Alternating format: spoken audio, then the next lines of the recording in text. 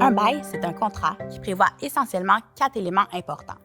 Les parties au contrat, soit le locataire et le locateur, qui est généralement le propriétaire du logement, le logement que le locataire pourra habiter, le loyer qui devra être payé en échange de cette utilisation, la durée du bail qui, comme nous le verrons plus loin, se renouvelle automatiquement.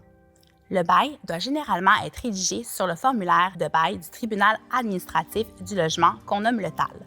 Un bail peut également être verbal, mais il est plus prudent de le mettre rapidement par écrit afin d'éviter toute ambiguïté quant à son contenu.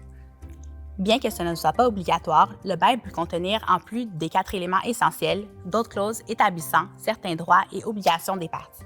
Par exemple, il peut être prévu dans le bail que le locataire n'ait pas le droit de fumer dans son logement ou encore qu'il a accès à une place de stationnement.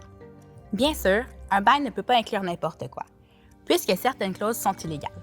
Par exemple, une clause qui permettrait au locataire d'expulser le locataire sans passer par le TAL ne serait pas valide et ce, peu importe la raison. Si vous doutez de la légalité d'une des clauses de votre bail, consultez un avocat. Si vous n'avez pas les moyens d'avoir recours au service d'un avocat, nous vous invitons à communiquer avec le collectif juridique pour rencontrer un avocat gratuitement et évaluer vos options. Même s'ils ne sont pas toujours inscrits directement dans le bail de logement, la loi prévoit plusieurs droits et obligations se rattachant au bail.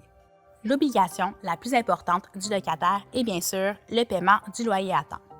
On dit que c'est l'obligation la plus importante puisque si elle n'est pas respectée, les conséquences sont graves. Dès que le locataire est en retard de plus de 3 semaines dans le paiement de son loyer, le locataire peut s'adresser au TAL pour obtenir la résiliation du bail et l'expulsion du locataire.